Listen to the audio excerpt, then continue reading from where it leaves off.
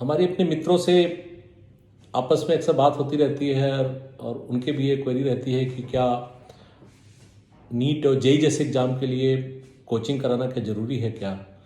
और भी कुछ पेरेंट्स हमसे क्वेरी करते रहते हैं इस बारे में कि कोचिंग कितनी कंपलसरी है, उसके बिना क्या जेई और नीट में सिलेक्शन नहीं हो सकता क्या।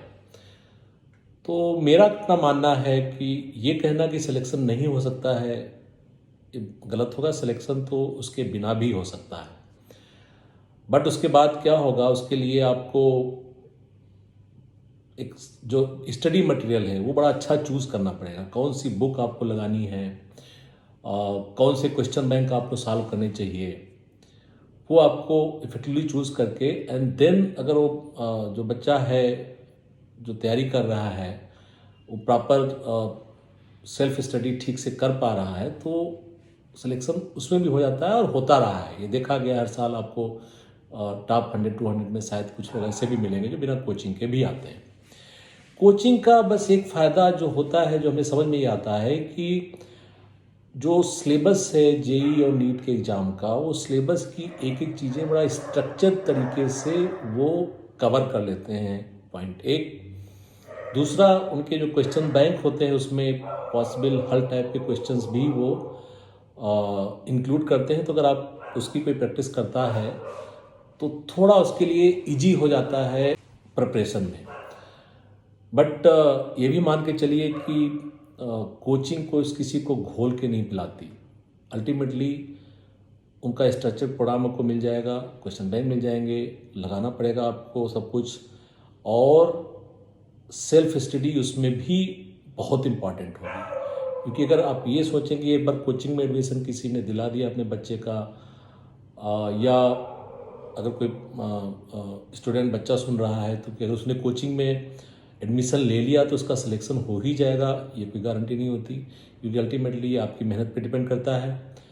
आपको सेल्फ स्टडी के लिए प्रॉपर टाइम 4-5 घंटे, मिनिमम 5 घंटे के आसपास देना पड़ेगा और खुद क्वेश्चन लगाने पड़ेंगे। जो कोचिंग में जो क्वेश्चन लगा रहे हैं उससे तो आपको एक वो बेसिक आइडिया दे देते हैं, बट जब आप प्रैक्टिस बार बार उस टाइप के क्वेश्चंस की करते हो तभी वो कॉन्सेप्ट सारे क्लियर होते हैं, आपके दिमाग में सारी चीज़ें प्रॉपर्ली फिट हो जाती हैं।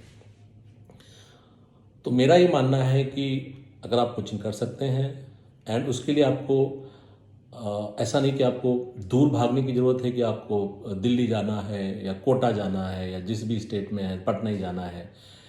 जो भी कोचिंग आपको नियरेस्ट स्टेशन पे मिल जाती है और जिसमें यहाँ पे आप आराम से खाने पीने की व्यवस्था हो सकती है। कि अगर घर के आसपास है तो बेस्ट है, क्योंकि आपको होमली इन्वायरमेंट मिलेगा, वो भी बहुत ज़रूरी है।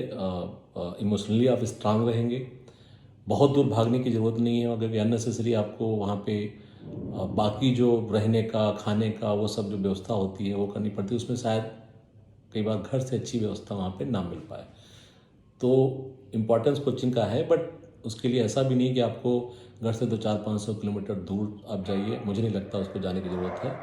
आप भी कहीं भी आप देख लीजिए, जो भी कोचिंग है अवेलेबल है उसमें आप आइडिया ले लीजिए। इसमें क्या टीचर्स जो 10-12 साल से 15 साल से लेकर पढ़ा रहे होंगे, तो आपको इससे ही पता चल जाएगा कि लोगों के ओपिनियंस है कि वो ठीक ठाक उनको नॉलेज है कि नहीं है, सारी चीज़ें कवर हो रही हैं कि नहीं हो रही हैं।